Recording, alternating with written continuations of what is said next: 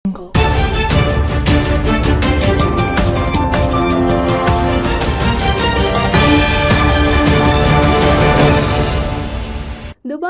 14.8 kilo தங்க நகைகளை கடத்தி வந்ததாக நடிகை ரன்யா ராவ் பெங்களூரு சர்வதேச விமான நிலையத்தில் வைத்து கைது செய்யப்பட்டார். இவர் தமிழில் வாகா எனும் திரைப்படத்தில் நடித்திருக்கிறார். கர்நாடக மாநிலம் சிக்மங்களூரை சேர்ந்தவர் ரன்யா ராவ். இவருக்கு வயது 32.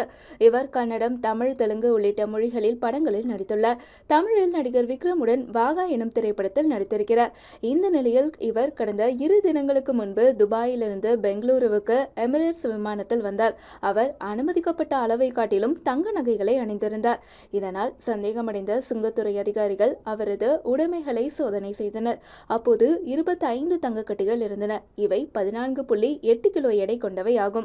இதையடுத்து வருவாய் புலனாய்வு இயக்குநரக அதிகாரிகளுக்கு தகவல் கொடுக்கப்பட்டு விசாரணை நடத்தப்பட்டது.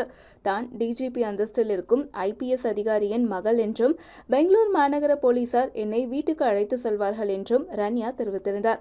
ஆனாலும் அவரை வருவாய் புலனாய்வு இயக்குநரக அலுவலகத்திற்கு அழைத்து சென்றனர்.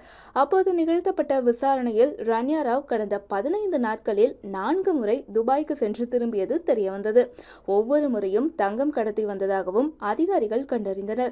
இதையடுத்து ரன்யா ராவ் மீது வழக்கு பதிவு செய்து அவரிடமிருந்து 14.8 கிலோ தங்கத்தை பறிமுதல் செய்தனர்.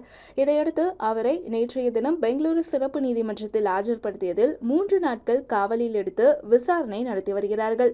நடிகர் ரன்யா ராவ் தங்கம் கடத்திய வழக்கின் பின்னணியில் முக்கிய புள்ளிகளுக்கு தொடர்பு இருக்கலாம் என அதிகாரிகள் சந்தேகிக்கின்றனர்.